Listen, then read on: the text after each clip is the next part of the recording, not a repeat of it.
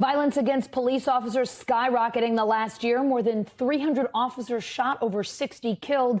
And today, the NYPD's new commissioner announcing a second officer has died as a result of Friday's domestic disturbance call in Harlem. NBC News correspondent for investigations, Tom Winter, here now. Tom, what else did Commissioner Sewell say? Well, the commissioner talked to and pointed to the fact that Wilbert Mora, who was the officer who died today after Officer Jason Rivera passed away on Friday as a result of their injuries responding to a domestic disturbance call. The commissioner coming out today and saying via tweet and via statement, and we can look at it, Allison, essentially calling this person a hero 3 times over for not just for his death, but for sacrificing his life to protect others and choosing a life of service. She talks here about organ donation. So we were trying to figure out, Allison, and this is a really incredible story, why he was transferred to NYU Langone from Harlem Hospital earlier, or I should say over the weekend. We have found out the reason why for that.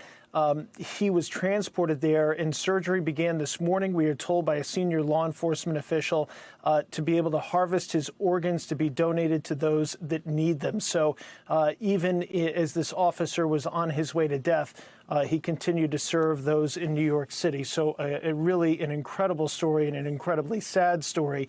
But this officer, Wilbert Mora, giving his organs up for donation and then eventually dying this afternoon. Tom, the suspect who shot and killed the officer is also dead. What do you know about him? Yeah, so, there's really some questions that remain there. I mean, principally, how was this individual able to get his hands on weapons? And it wasn't just a gun that we were able to see on Friday night, clearly an illegally modified Glock weapon because it had a drum barrel of ammo beneath it, which is not part of the normal setup for that particular weapon. It is an illegal modification. He had no such permit to have that weapon. Apparently, he was in a dispute with his mom. At the time that she called 911, she did not mention that there were any injuries. She did not mention that he was armed.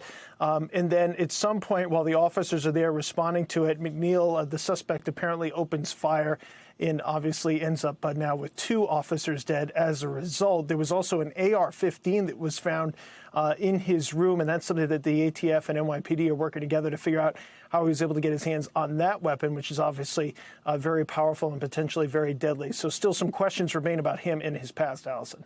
Tom, New York City Mayor Eric Adams was elected on a promise to fight crime. What is he saying about this today? Yeah, he's out with a tweet today that we could take a look at. But really, the big announcement was yesterday, Allison, talking about Officer Mora, of course, and what he gave to the city and the communities and vowing that he's going to stand with the NYPD.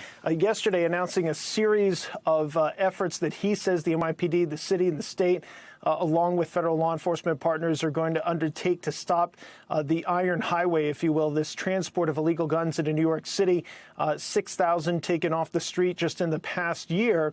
And looking at the reasons for that, whether it be individuals under the age of 18 youths that are carrying these guns, youths that may not be in school, may not have a job. So talking about a summer job program, a way to get these kids back into the school system, get them off the streets, get them from carrying a gun, trying to work with the district attorneys to say that if a kid is caught with a gun, if they give up who gave them the gun, well, they'll be charged in family court and won't have to deal with repercussions as an adult. But if not, they could go to regular state criminal court and be charged as an adult, and a whole host of other issues. I think where the rubber is going to meet the road here, Allison, are the details of how they're going to fight this crime, because you've got 5 independent boroughs and 5 independent district attorneys in New York City. All of them have different viewpoints on how the laws should be upheld, if you will. And so I think it's going to be interesting to see how that dynamic works within the police department. I think one thing you can bet on is that the plainclothes units, they really never quite went away dealing with anti-crime and gun, that you'll see a lot more stops at various transit hubs into the city of asking people questions and seeing if they have guns on their person. And I think you're going to see a surge of cops into the top 30 or so precincts that have a significant violent crime issue. Thanks for watching our YouTube channel. Follow today's top stories and breaking news by downloading the NBC News app.